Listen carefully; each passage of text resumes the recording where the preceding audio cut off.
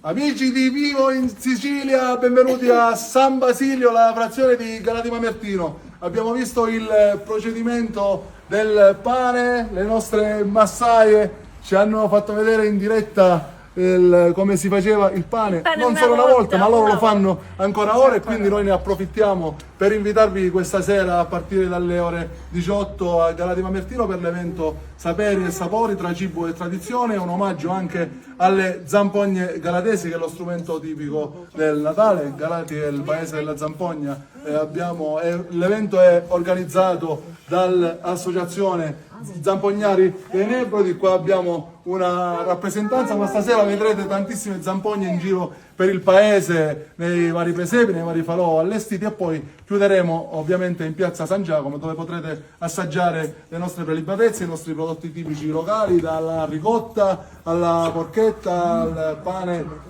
appena sfornato, cunzato con l'olio, il pane cunzato, e i nostri dolci tipici. Poi ci saranno, oltre alle zampogne, ci saranno i gruppi folk che chiuderanno la serata alle ore 22. Quindi colgo l'occasione per invitare tutti voi a venire a Galati Mamertino a trascorrere questa bellissima serata, oggi 27 dicembre, e a trascorrere tutti gli eventi che da qui al 6 gennaio si protrarranno per il nostro Natale galatese. Ciao a tutti e vi aspettiamo a Galati. Caro saluto, grazie agli amici di Vivo in Sicilia per essere rimasti in nostra compagnia e alla prossima! Alla prossima, quando volete venite, quando volete venite, dicevano l'antica.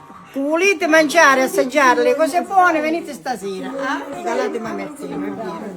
Complimenti, invitiamo tutti? Sì. Complimenti anche a voi che siete, grazie della vostra Grazie della vostra cooperazione. È stato un piacere e un onore, grazie, di nuovo, arrivederci!